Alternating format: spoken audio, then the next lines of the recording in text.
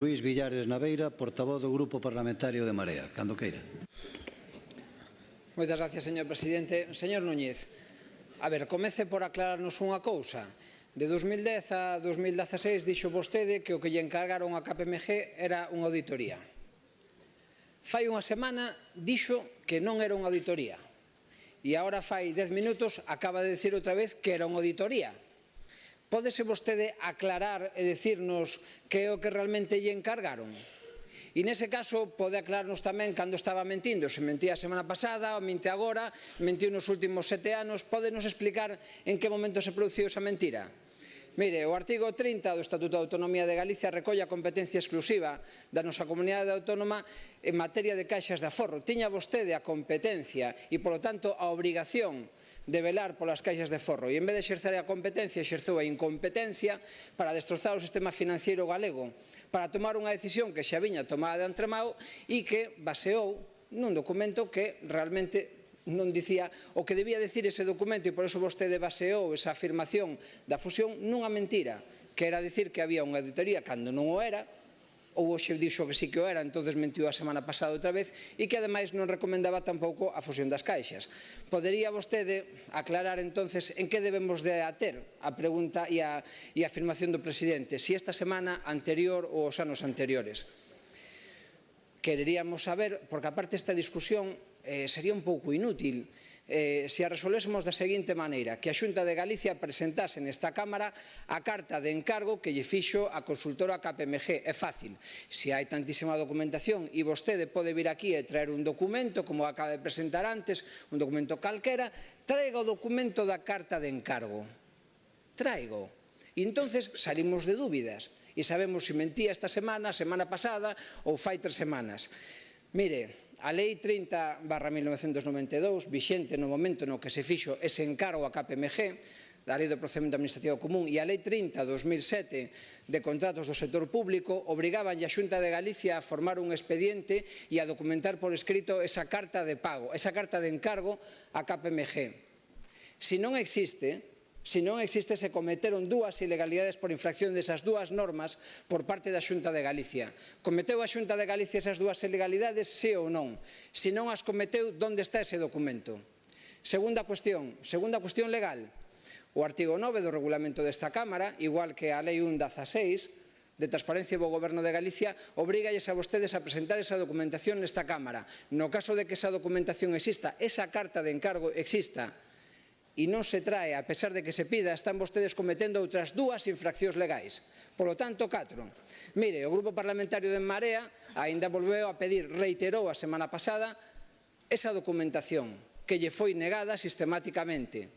Ben, temos esa pedida, mas temos pedida outra documentación adicional, os informes dos técnicos de Facenda en que a súa conselleira Marta Fernández Currás dixo tamén basearse para dicir que a fusión das caixas era a mellor decisión que podía tomar daquela o goberno galego. Moi ben, se era tan boa decisión, primeiro, por que mentiron con relación ao documento de KPMG? Donde vai a carta de encargo? E por que non aparecen os informes dos técnicos de Facenda, que foron tamén pedidos polo Grupo Parlamentario de En Marea? É tan grave o que vostede ten que ocultar que ten que negar sistemáticamente eses documentos a esa Cámara, cometendo desa maneira as ilegalidades que lle acabamos de dicir? Moitas gracias. Gracias, señor Villares. Presidente, non se poña nervioso, non se vaya polas ramas. A petición foi moi concreta, falámoslle de 2 documentos moi concretos e aparte démoslle 4 normas que fundamentan a súa obligación de presentalos nesta Cámara. É así de doado, así de sinxelo, a fundamentación normativa do que vostede ten que facer e, polo tanto, o incumplimiento flagrante e sistemático das súas obligacións non solamente para o Parlamento, senón para o conxunto de Galicia. Eso é o que vostede está incumplindo, pero non se poña nervioso e entréguenos ese documento, esa carta de encargo que nos especificaría que foi o que lle pediron a KPMG, se lle pediron unha auditoría ou lle pediron outra cousa diferente. Mais ben, unha carta a carta do que vostedes querían saber e do que non querían saber, preferiron non tocar nada, porque da due diligence, da diagnose acelerada, que é como que como se utiliza é algo que, a diferencia da auditoría, non contrasta a taxación e a valoración dos activos que lle dan as casas de referencia, e por esa razón vostedes preferiron encargar unha cousa e non outra. Sabémolo, por eso vostede minte. Por eso vostede mentiu e fundamentou a súa decisión nunha mentira. Se a fusión era tan boa, por que se está ocultando esa carta de encargo? Enséñenos esa carta de encargo.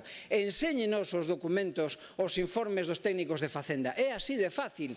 Enséñenos eses dous documentos que a Xunta de Galicia, unha de dúas, ou non ten, e polo tanto incurriu en ilegalidade, ou os ten e non os mostra, e polo tanto incurre en ilegalidade. Logo, aclárese, en cal das ilegalidades se sitúa vostede, aparte de situarse nas mentiras?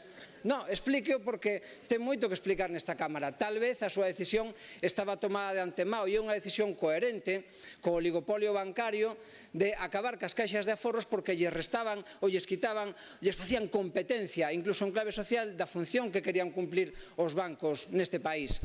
Ou ben porque había un empeño por parte tamén do poder bancario de acabar e de recentralizar, acabar co sistema financiero galego que se produciu mediante a aniquilación das caixas de aforro. Por lo tanto, vostede utilizou a competencia que lle atribuía ao artigo 30 para desfacer completamente o músculo do sistema financiero galego.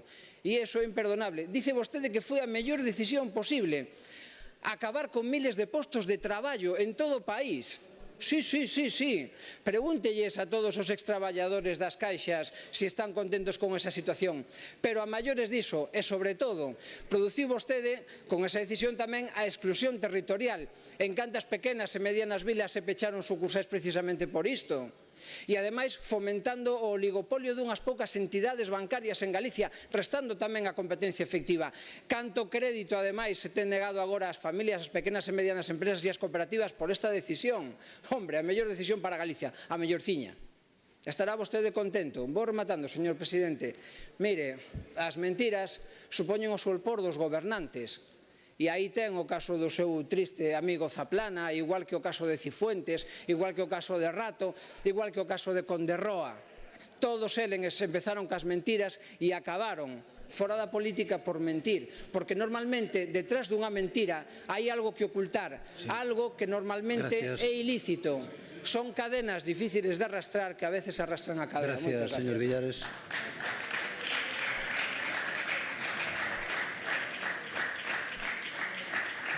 Peche da pregunta, señor presidente.